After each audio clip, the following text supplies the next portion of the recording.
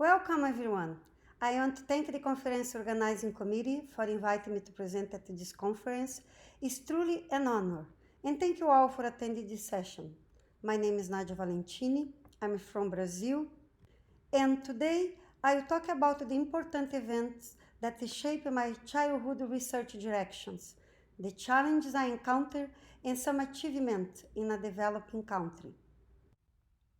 In 1995, I moved to Auburn after 10 years of being a physical education teacher in Brazilian public schools. Initially, I worked as a volunteer in the kindergarten motor development program conducted by Dr. Moore, a professor at Auburn University. A few months later, I was accepted in the master and later on the doctoral program, advised by Dr. Rudisill.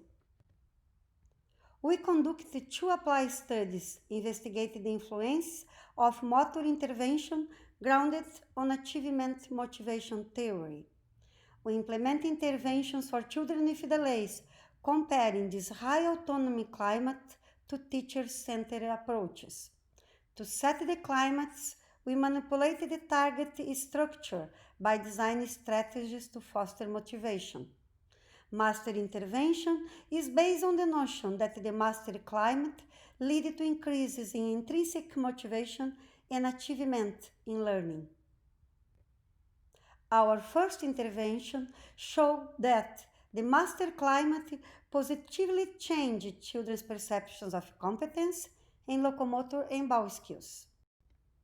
In our second intervention study, the focus was on the longitudinal impact of master intervention. We compared two groups, master climate and traditional climate.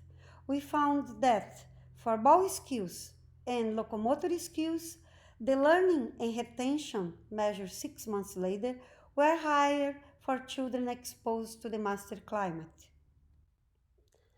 After 5 years studying in US, I returned to my previous work as a PE teacher in a public school in Brazil. I started a community center program to provide intervention for children with delays from low-income families. In the first study in Brazil, we investigated if the master intervention would be beneficial for children with disabilities as much as it was for children without disabilities. We compared the master climate with a control group. The results showed that locomotor skills increased for children with and without disabilities. Similar changes were found for the ball skills. 4 years later, I became a professor at the Federal University of Rio Grande do Sul. I expanded my goals and started to investigate the motor trajectories and the prevalence of delays and the factors associated with motor delays. For children from low-income families that we detected the delays, we provided the master intervention and we follow up those effects. Since the beginning, we had a problem to overcome. We did not know if the psychometrics of the assessments would be appropriate for Brazilian children. Therefore, we conducted several validation studies with representative samples collecting data across the country. We provided evidence for the validity of the TGMD2 and 3. Besides, we validate a short form that could be used to assess large samples. We also provided the evidence for the validity of Movimento ABC and Movimento ABC checklist. This past year, I was responsible for the adaptation of the Movimento ABC for Portuguese language, and we finished the validation of the Peabody Developmental Motor Scales. We also investigate the socio-emotional factors since they are related to learning, and we know that these factors are strongly affected by cultural differences in child care. We investigate and provide evidence that the self-perceptions scales and that the perceived movement skill competency scale were appropriate for Brazilian children. Besides, grounded in the understanding that inhibitory control is critical in effective goal-directed behavior, a feature of a master orientation, and that it is related to motor and school performance. We developed an app to assess inhibitory control using the go-no-go paradigm, assessing 4 sources of information. We control for motor bias, common in writing tests, using the tap response on the phone. We found that the go-no-go app minimized the motor bias for inhibitory control, and it's a valid assessment for children with and without developmental coordination disorder. Our validation studies allow us to investigate the motor trajectories and risk factors across the country.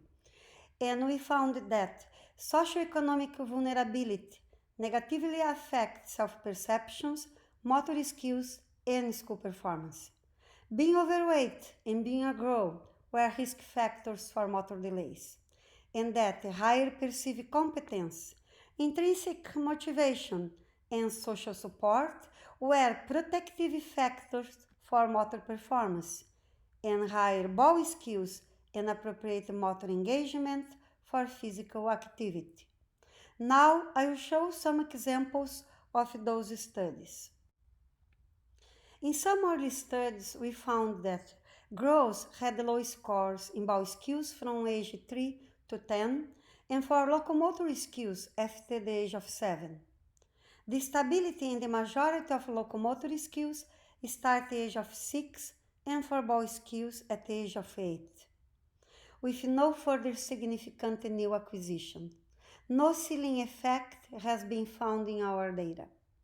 With these results, we address the possible related risk factors not only for motor performance, but also for physical activity. And we found that body mass index and ball skills explain the variance in physical activity. Self-perceptions fail to remain in this model. These initial results lead us to conduct a mixed method study in one impoverished state of Brazil, where we found 95% of motor delays in locomotor skills and 82% in ball skills. The goal was to understand if environmental factors in different subcultures were related to the delays. We found that families believe that motor skills were not important, the lack of teacher training, and the absence of a motor development curriculum in the schools were related to those delays.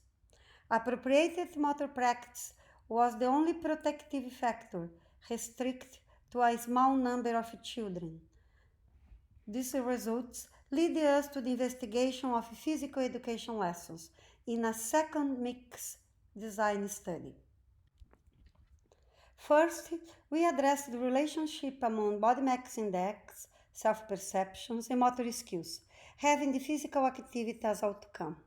And we found that for children 3 to 5 years old, locomotor skills explain the variance in physical activity. For children 6 to 8 years old, ball skills. And for children 9 to 10 years old, locomotor and ball skills. No association were found for self-perceptions and body mass index. Sex was invariant in the model.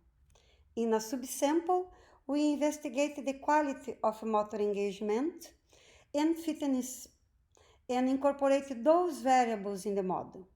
We found that ball skills, appropriated and non-appropriated engagement were predictors of physical activity, and that these factors explain more the variance than our previous models. Along the years, self-perceptions has been a contradictory factor in our data. We question if the reason were the lack of alignment between the Harter scales and fundamental motor skills. Here, in a large sample study, we aligned the two assessments using the TGMD3 and the perceived movement skill competence. In red is the trajectory of perceived motor skill competence, in blue and black the curves of motor skills. We found a weak relationship between perceived competence and locomotor skills for boys and girls, and for perceived competence and ball skills for boys and girls. At the age of 9 to 10, the curves were more aligned, but restricted to locomotor skills for girls and ball skills for boys. Our results show that the matter was not the lack of alignment between the scales, sex, or age. Self-judgment is a complex process.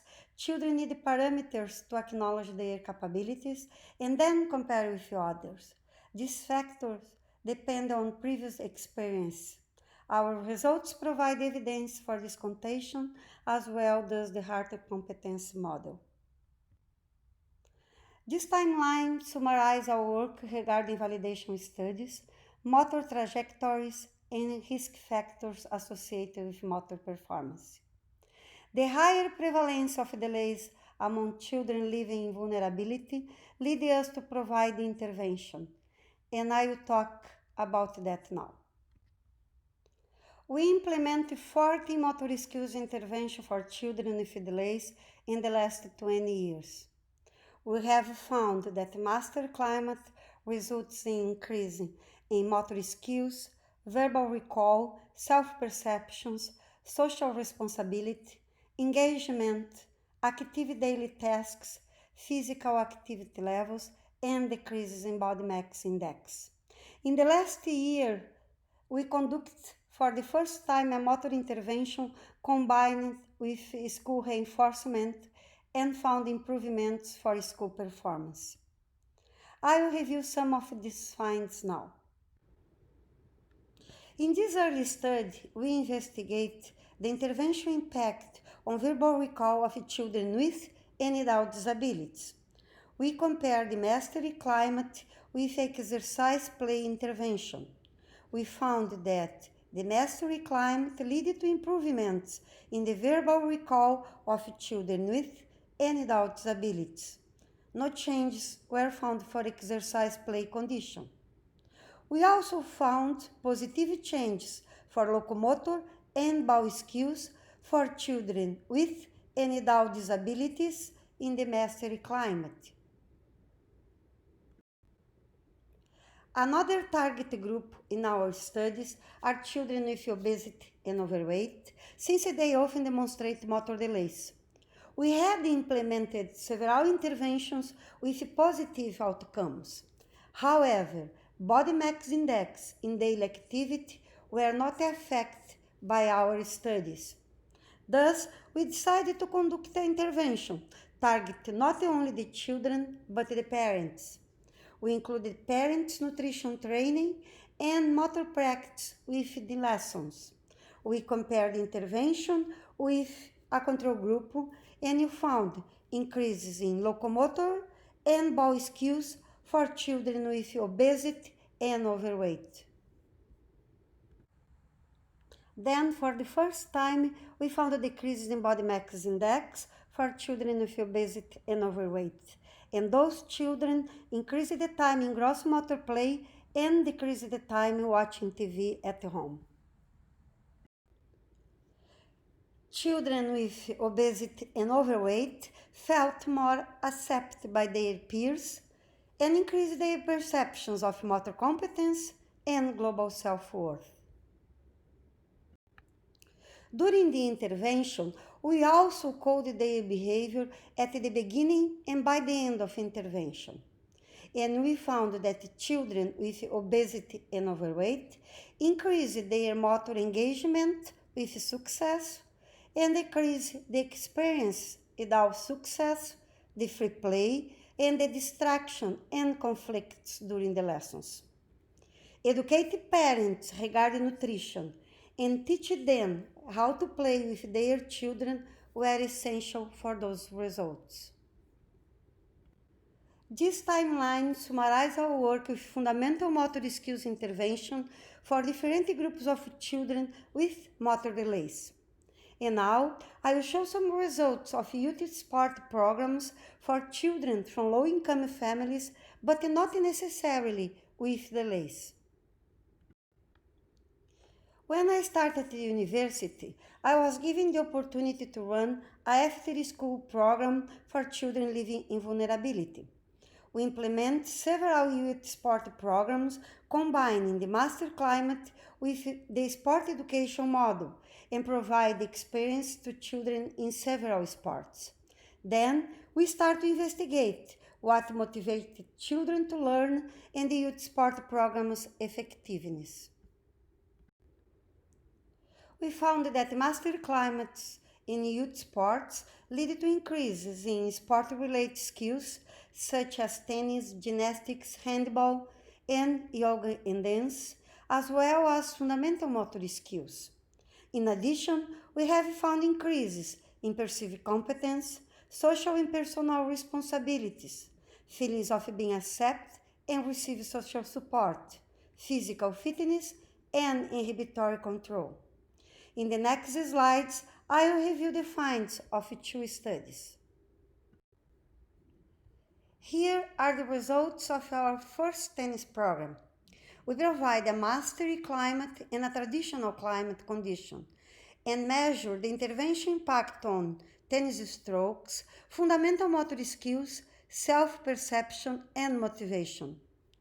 Regarding tennis strokes, we found similar improvements for both groups in the individual assessment. However, the frequency and success of the use of the tennis strokes during the games were higher for the mastery climate group. We also found higher increases in locomotor and ball skills for the mastery group.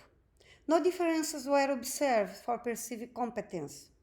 However, for intrinsic motivation, we found higher scores for the mastery group in seeking challenges, curiosity in the learning process, engagement to master a skill, independent judgment of performance, and the use of personal criteria to learn.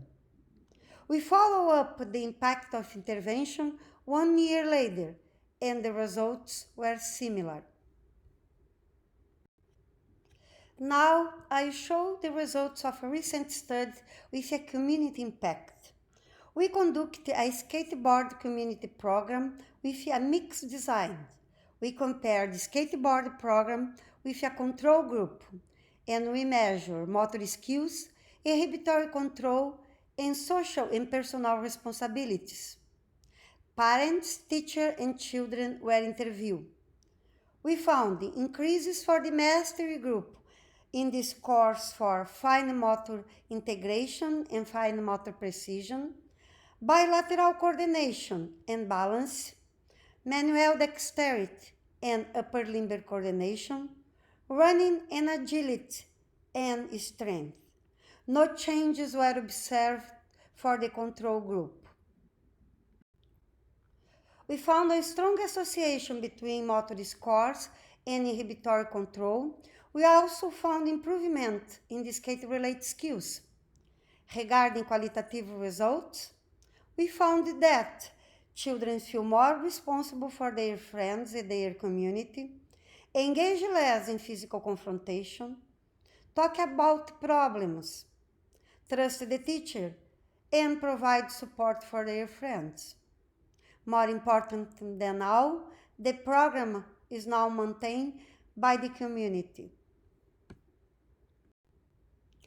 We conduct several other programs with a variety of sports, some at the university campus, some at schools, or in the community centers. This timeline summarizes our work with Master Climate Youth Sport programs.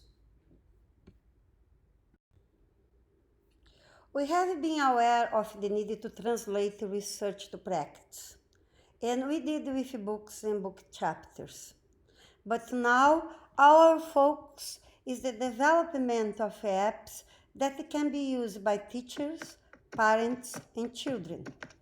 We developed an app with the animation for the TGMD3, our first step. We believe that it will be a helpful tool to assess children with and without disabilities. Next year, we plan to investigate its effectiveness. But now we are developing an app with the animations of several motor skills, complemented with motor criteria, verbal cues, and strategies to improve children's performance. We believe that all the evidence that we are collecting is moving us toward to improve physical education and sport practice for children. Now, going back a little bit on time, in 2011, with the intention to better understand children with developmental coordination disorder, I studied 1 year as a postdoc with Dr. Clark. We collaborate in several studies comparing data from Brazil and US, looking at the prevalence of DCD and risk factors. I will talk about those results later. We also investigate children and adults' age-related process of sequence learning, as reflected by reaction time. We provide evidence that the learning at the age of 6 was reflected through the offline process. For 10 years old, we found both online and offline processes, whereas in adult, just the online process. This work impacted the research that we are conducting in Brazil regarding children with DCD in the last 10 years. And overall, we found a higher prevalence of the disorder comparing to other countries, that the boys have more difficulty in manual dexterity and growth in ball skills, that the disorder is a risk factor for overweight and obesity, that the socioeconomic status, strength, and endurance were predictors for DCD, that the children with DCD show low scores in self-perceptions and executive functions, and that the master climate is effective for those children. Now, I will review the findings from 2 large recent studies that we conducted in Brazil. This study was conducted with a cluster sample of 400 children recruited from 12 schools in an agricultural region. We followed the DSM-5 criteria and we investigate executive function, motor skills, and school performance of children with DCD, at risk of DCD, and typical development. We found a prevalence of 15% of children with DCD, and that these children had low scores in working memory, auditory, visual, and motor inhibitory control, inhibitory control combined with cognitive flexibility, processing speed, and inhibitory control and cognitive flexibility. We also want to understand the mediation role of the fundamental motor skills in the relationship between executive function and school performance. Keep in mind that these are just a preliminary analysis, and we found that for children with DCD, math performance was explained by inhibitory control and processing speed, and writing performance by inhibitory control and visual spatial working memory. For children at risk of DCD, math and writing performance was explained by inhibitory control. We also found that increases in motor scores decrease the negative effect of inhibitory control on school performance. We also found that children with DCD had lower perceptions of efficacy in self-care, recreation, and schoolwork activities, as well as in the global self-efficacy, and that self-perceptions of recreation activities discriminated the most this group of children. Children with DCD spend more time alone and observing recreation activities, and it is affecting their perceptions. The second example is a longitudinal associative study with low-income children living in a peripheric region of a large urban city. We found a prevalence of 37% of children with DCD and 24% at risk of DCD. We investigate risk factors and longitudinal effects, but today I will talk only about the intervention program we provide for 400 children conducted by a PE teacher in one of schools, but attending children from several schools. We compare the mastery climate intervention with a control group. We found improvements for locomotor and bowel skills for children with DCD and at risk of DCD. We found decreases in body mass index for children with DCD and at risk of DCD. We also measured the levels of physical activity in both groups, but not in the intervention lessons. It was measured in their regular physical education lessons, and you found that children with DCD and at risk of DCD exposed to the mastery climate increased an average of 400 steps in a 45 minutes lesson. Children with DCD and at risk of DCD also increase their time in gross motor play at home, although with a small effect size, and decrease their time watching TV with large effect size. For young children with DCD and at risk of DCD, we found improvements in perceptions of competence. And for 8 to 10 years old, positive changes were found only for children with DCD. Another interesting result was the migration in motor impairment classification. In the last 10 years, we questioned if the prevalence report in several studies were truly cases of DCD or the lack of motor experiences. We provide previous evidence for the lack of motor experience. However, it is the first study that we are able to show a causal effect in a randomized trial. We found a decrease of 33% of the children that score below the 5 percentile in the movement ABC test from pre to post test, and a decrease in 20% of children that score in the 6 to 15 percentile. The results were achieved in an intervention conducted with few equipment in a gravel yard and in the cafeteria. Appropriate practice was the crucial need of those children. This timeline summarizes our studies with children with DCD and at risk of DCD in the last 10 years. So, what about now? Since the beginning of the year, I'm a visiting professor at the University of Southern California, and I'm working in collaboration with Dr. Smith in a common project with preterm infants. Since the infants are not the focus of my presentation, I will not talk about those results, but I would like to acknowledge this opportunity to be here and learn. I'm thankful for that. In Brazil, we are immersed in 3 studies. The first one, we just finished and we are organizing the data. It was a 5-year cohort longitudinal study regarding intrauterine environments and longitudinal effects on children's development.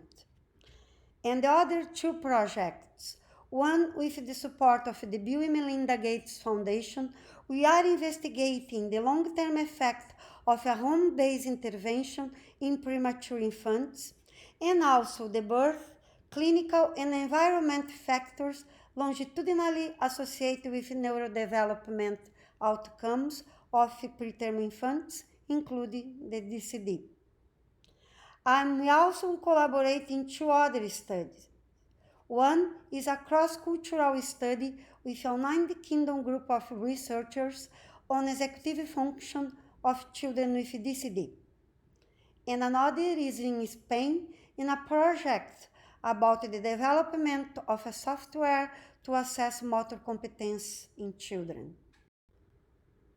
This is the part that I'm really proud and happy about.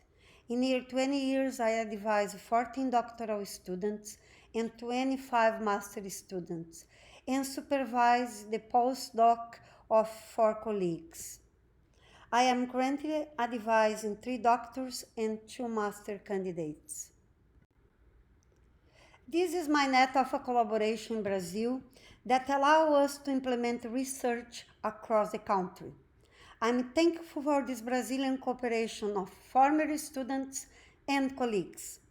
I had also the collaboration of some international professors. I'm thankful for that.